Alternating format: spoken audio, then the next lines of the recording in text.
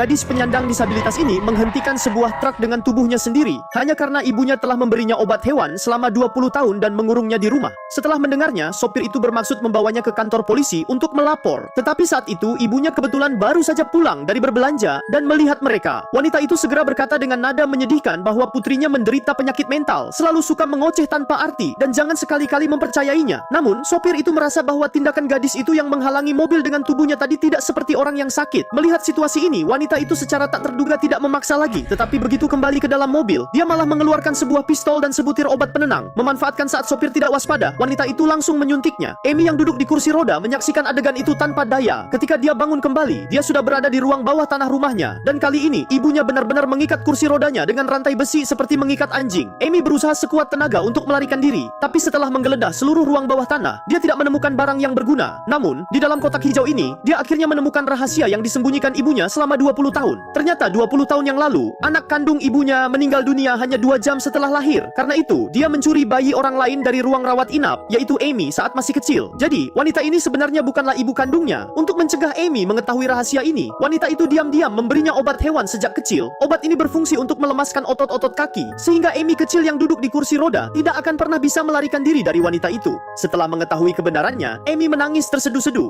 Saat itu, Julie datang ke ruang bawah tanah. Dia ingin terus memberi Amy obat hewan itu, tetapi Amy yang sudah tahu kebenarannya menolak mentah-mentah untuk meminumnya. Karena itu, Julie terpaksa merebus obat tersebut, bersiap untuk menyuntikkannya secara paksa ke dalam tubuh Amy. Melihat pemandangan itu, Amy merangkak dengan panik hingga akhirnya masuk ke ruang penyimpanan dan mengunci pintu dari dalam. Julie berdiri di depan pintu dan dengan sabar membujuknya, berharap keduanya bisa memulai hidup baru dengan baik, seolah-olah semuanya tidak pernah terjadi. Namun, setelah kebebasannya dirampas selama 20 tahun, bagaimana mungkin dia bisa melupakannya begitu saja? Amy langsung mengambil sebotol cairan kimia yang tidak dikenal, lalu meneguknya di tempat. Ketika Julie menemukan kunci dan membuka pintu, dia mendapati Amy sudah muntah darah. Karena tak ada pilihan lain, dia hanya bisa membawa Amy ke rumah sakit untuk menjalani pencucian lambung. Untungnya, Amy berhasil diselamatkan. Namun saat ia hendak meminta pertolongan, ia menyadari bahwa ia tidak bisa berbicara. Sementara itu, Julie berdiri di ambang pintu, menatapnya dengan tatapan tajam.